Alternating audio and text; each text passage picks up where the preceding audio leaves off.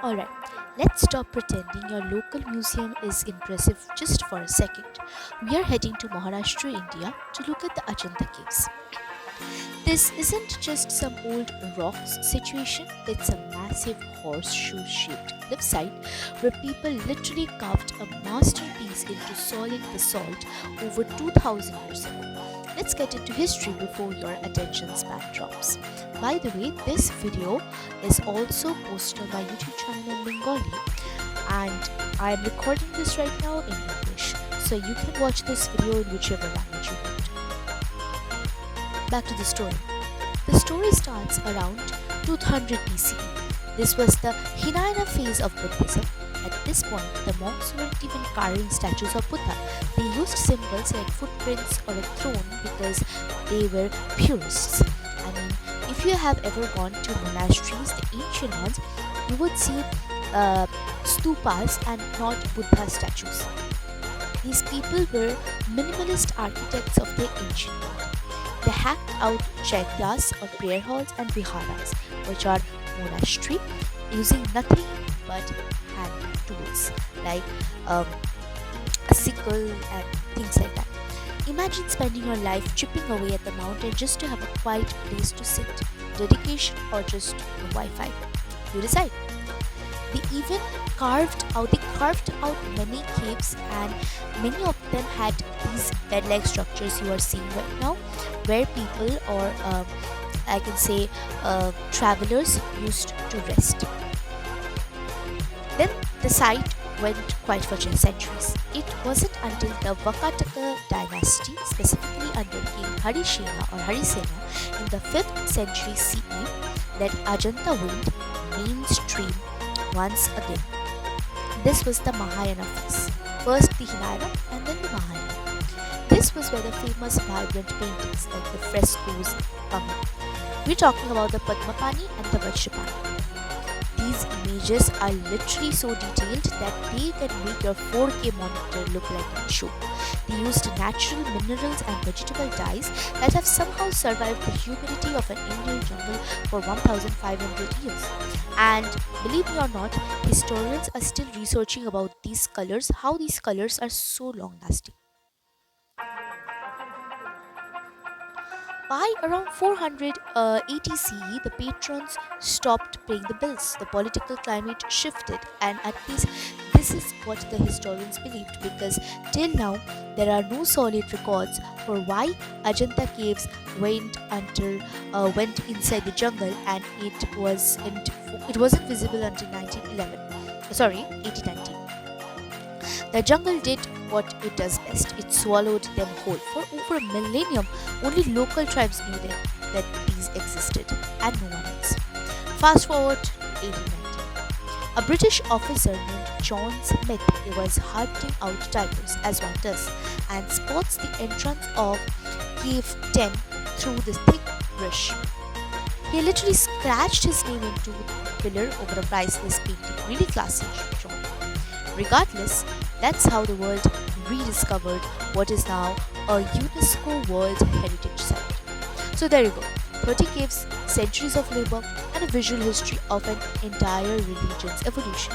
If you ever visit, try not to be like John Smith. Keep your hands off the walls and actually look at the scale of what humans can do when they aren't distracted by scrolling. Stay curious or don't. While I was walking through the caves, I was really surprised by seeing these amazing cave paintings, how detailed they were. And as I got closer towards each cave painting, I saw their eyes, hands, literally, they were so clearly visible.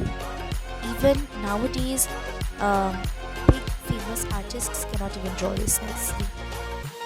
And can you believe the fact that they literally drew this without any reference, without any guide?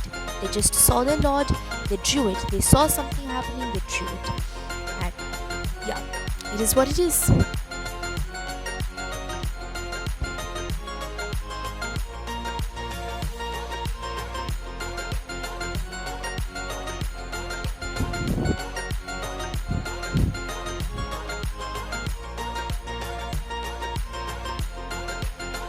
Most people think that they just built a temple at Ajanta. They unbuilt the mountain.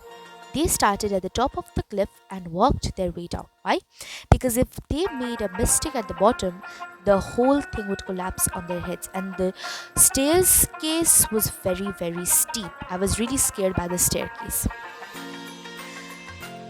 The only thing that I felt really strange was about the light. How did they see the light? Because there was no electricity in 400 CE. They used a system of polished metal mirrors to reflect sunlight from the cave entrance deep into the dark chambers. If you can't find your keys in the dark room, imagine carving a 30-foot Buddha statue by reflecting sunlight. Yeah, it is what it is. So this is the science behind the making of this great Ajanta Caves, which is now a UNESCO World Heritage.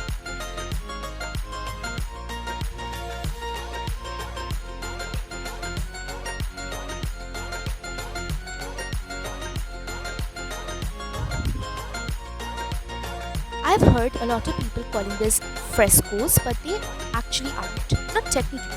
A true fresco is painted on wet lime plaster. Ajanta used a technique called a tempera technique.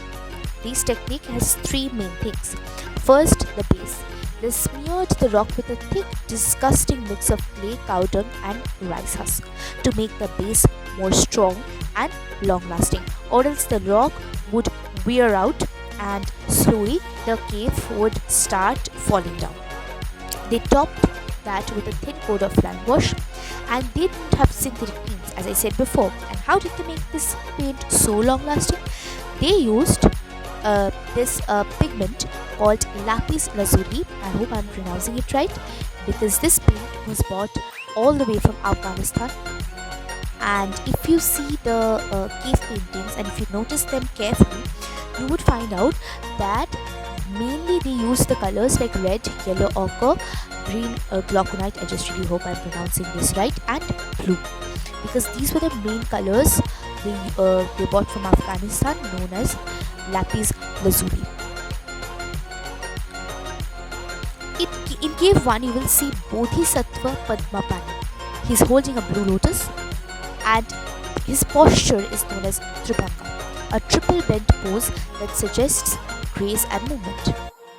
If you look closer to the background, you'll see Persian ambassadors, monkeys, and commoners. This wasn't just a holy art, it was a snapshot of the global Silk Road. Ajanta was a massive billboard for the Bakataka